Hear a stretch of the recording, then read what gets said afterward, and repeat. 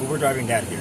Today I want to talk about autism and the different challenges we face, both as parents and as drivers.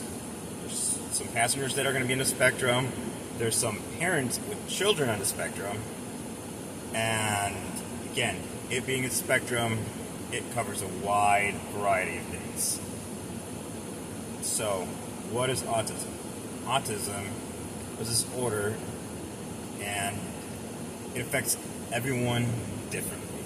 So, if you know one person with autism, that's exactly what you know. One person with autism.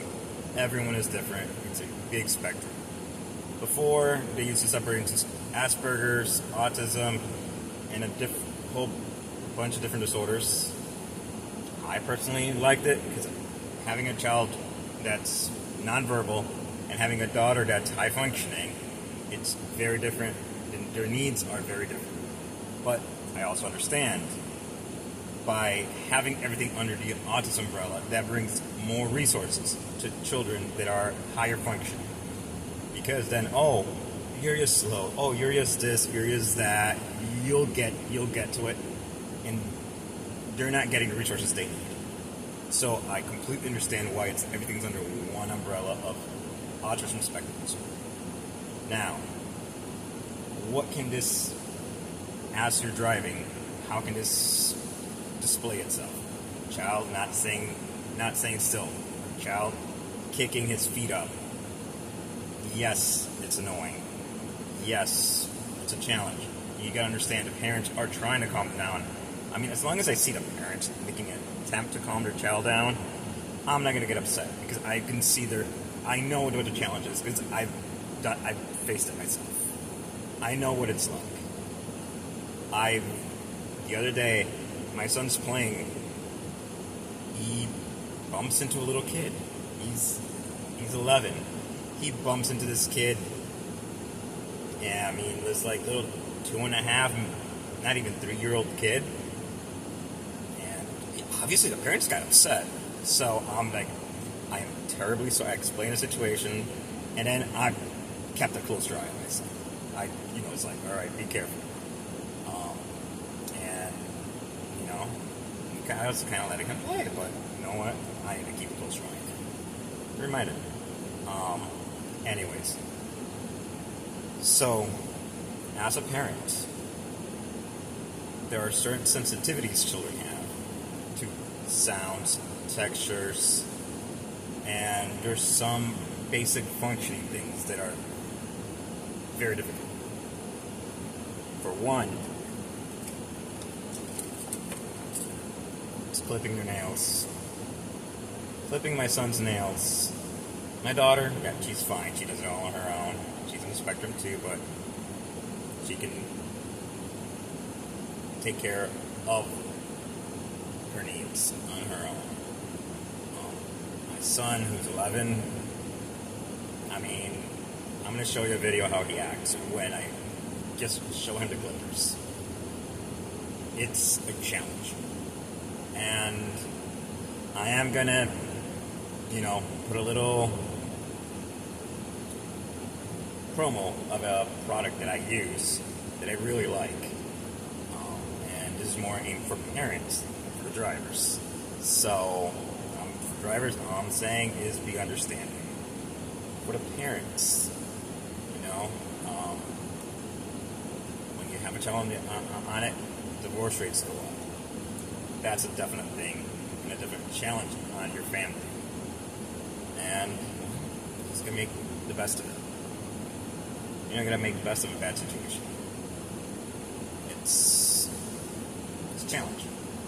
The other thing you gotta understand, child's on the spectrum, either your spouse is probably on the spectrum too. Or both. And again, not an excuse to be inactive, but it's a contributing factor, definitely. Now, about these clippers. And this works for people with babies too, not just for children on the spectrum. When you have a new baby, there's usually these safety clippers, and I'm going to put a picture of them in the video. Yeah, these are not safety clippers. The brand name is Safety First. That's a brand name. There's nothing safety about them. They got this big, bulky plastic thing on them. They like, it's, oh, because you pulled it differently, it's going to be safe. No. Those are not safety clippers. There's nothing safety about them. And again, I've nicked two of my 3 babies when they were newborns by trying to clip their nails with those safety clippers. Alright, these. They're the ones with the little plastic thing that you're holding. Oh, it's safe! No, they're not safe. And they're not even sharp. They're less sharp than this. Anyone that knows how to cook is going to tell you the most dangerous knife is a knife that's not sharp. An unsharpened knife will cut you easier than a sharp knife. Why? Because if it's not cutting the food, it's going to slip. And it's going to cut whatever is in the way, aka your fingers. If you got a sharp knife and it cuts to the food, it's not going to get to your fingers. It's not going to slip. It's just going to go right through the food. So sharp knife when you cook. But yes, dull clippers, bad idea. Do not use them. If you get this safety stuff, this safety branded stuff, oh, they're the little nose bulb thing. The one from the safety is the one you take apart. Benefit of taking it apart: no mold, because you're putting liquid in it, you're blowing the nose out, there's bacteria, there's mold, there's spores, and then you take it and you put it back in your nose. What's going to happen? Your kid's going to get sick. So yeah, I understand the concept of taking it apart. The problem with taking it apart is you're never going to get the same suction as in a solid nose mold. So use it once when they're sick, throw it away, buy a new one. That's my best recommendation. Get the real nose bulb. Don't keep it around like, I'm going to keep it for 3 years. No, don't use those.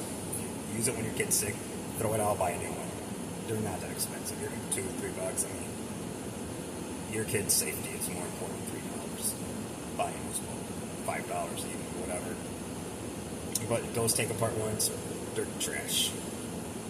So anything safety first branded is trash. If you're gonna have a baby, if you have a baby, throw that out. Now, I'm going to put a link to it in here. Just let me know what you think, and I'm going to put a link in the description of where to get it from Amazon. It's an affiliate link. Yes, if you buy it, I'm always going to get a small commission on it. So just to be transparent with you guys, let me just show you first how my son reacted to the regular clippers, and then I call it has a little face of a giraffe on it. So then we're going to see how he reacts to getting his nails clipped.